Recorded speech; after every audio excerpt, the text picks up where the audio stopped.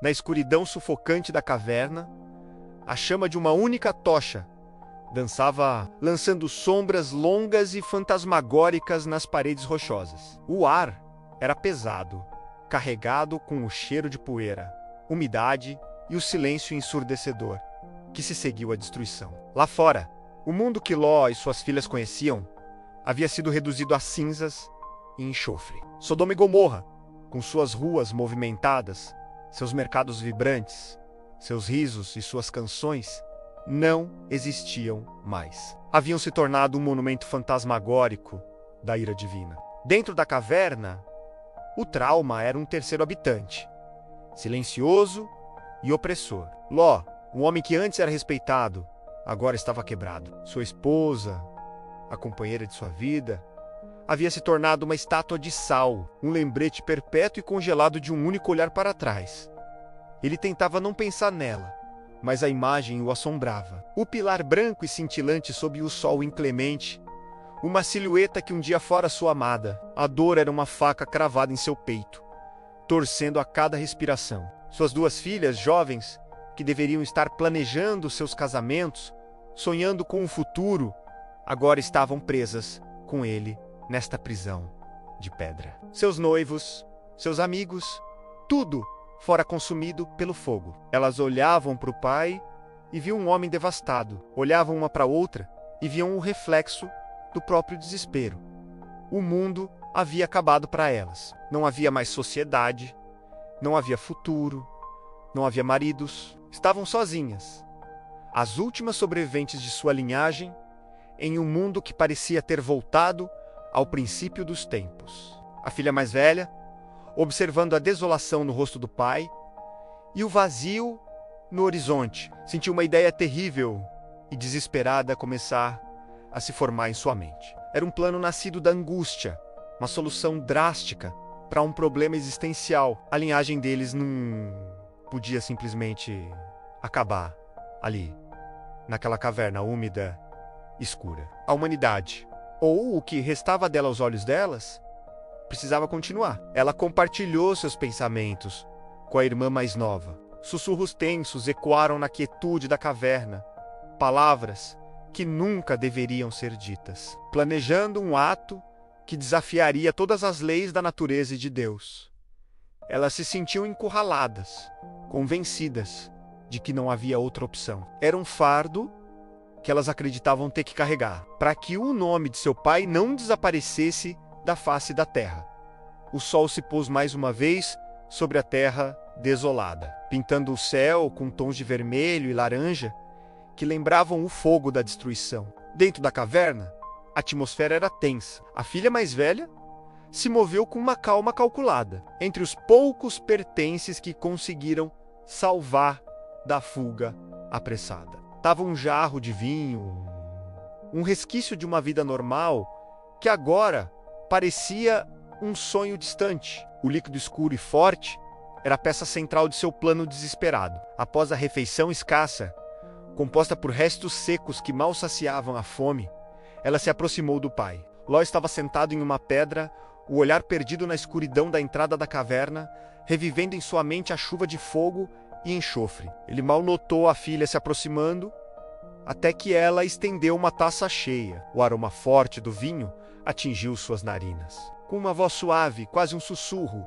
mascarando a turbulência em seu coração, ela disse: "Beba mais um pouco, pai, para esquecer a dor, para dormir bem." As palavras eram como um bálsamo envenenado. Ló, buscando qualquer alívio, qualquer fuga da agonia que o consumia, aceitou a taça sem hesitar.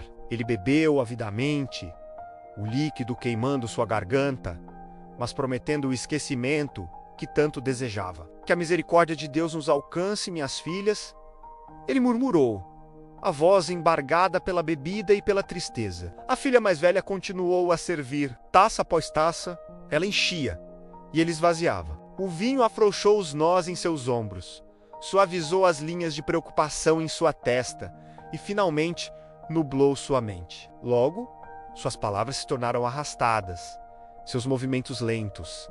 Ele não estava mais presente. Estava à deriva em um mar de álcool, longe das memórias da esposa transformada em sal e das cidades em chamas. Quando Ló finalmente caiu em um sono pesado e profundo, um silêncio caiu sobre a caverna. A respiração dele era a única coisa que quebrava a quietude. A filha mais velha olhou para a figura inerte de seu pai. Não havia triunfo em seu olhar, apenas uma resolução sombria e pesada.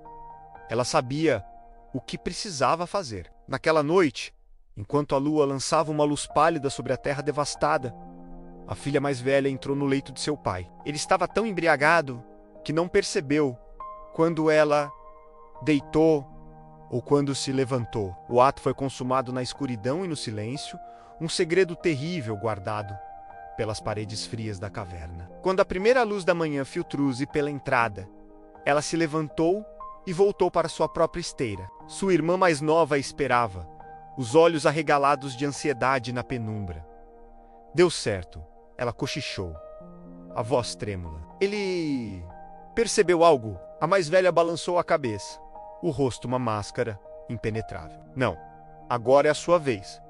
A sentença pairou no ar, pesada e definitiva. A engrenagem de seu plano terrível havia girado, e não havia como voltar atrás. Na noite seguinte, o ritual macabro se repetiu. Mais uma vez, o jarro de vinho foi trazido. Mais uma vez, Ló foi incentivado a beber para afogar suas mágoas, alheio ao complô que se desenrolava ao seu redor. Ele bebeu até que a consciência o abandonou novamente, mergulhando no mesmo abismo de estupor alcoólico. Desta vez, foi a filha mais nova que se aproximou do leito do pai. Com o coração batendo forte contra as costelas, ela cumpriu sua parte no plano. E, assim como na noite anterior, Ló não soube de nada. Os dias se transformaram em semanas, e as semanas em meses. A vida na caverna continuou sua rotina monótona e sombria. Ló permaneceu na névoa de sua dor, sem perceber as mudanças sutis em suas filhas. Ele não notou os olhares trocados, nem o segredo que elas compartilhavam. E, acima de tudo, ele não percebeu os sinais físicos que começaram a aparecer. Ambas as filhas haviam concebido. Elas carregaram seus filhos em segredo, seus corpos mudando sob as vestes simples. Para elas, era prova de que seu plano desesperado havia funcionado. A linhagem de Ló não morreria. A filha mais velha deu à luz um filho e o chamou de Moabe, que significa do meu pai. Ele se tornaria o ancestral dos Moabitas, um povo que viveria nas terras a leste do Mar Morto. A filha mais nova também deu à luz um filho e o chamou de Ben-Ami, que significa filho do meu povo. Ele se tornou o pai dos Amonitas, outro povo que se estabeleceria na região. Essa história, encontrada no livro de Gênesis, é uma das mais perturbadoras e complexas da Bíblia. É um relato que nos força a confrontar as profundezas do desespero humano. As ações das filhas de Ló não são apresentadas como um exemplo a ser seguido, mas como uma consequência trágica de traumas extremos e isolamento. Elas acreditavam que o mundo inteiro havia sido destruído, que eram as únicas pessoas que restavam além de seu pai. Nessa visão apocalíptica, seu ato incestuoso foi, em suas mentes, uma medida desesperada para preservar a raça humana, ou pelo menos sua própria família. A narrativa não julga explicitamente suas ações, mas simplesmente as relata, deixando o leitor refletir sobre as circunstâncias que podem levar pessoas boas a tomar decisões terríveis. Mostra como o trauma, a perda e o medo podem distorcer o julgamento e apagar as fronteiras morais. A história de Ló e suas filhas é um conto sombrio sobre sobrevivência a qualquer custo e as consequências não intencionais que ecoam através de gerações, dando origem a nações inteiras, a partir de um ato nascido do mais profundo desespero.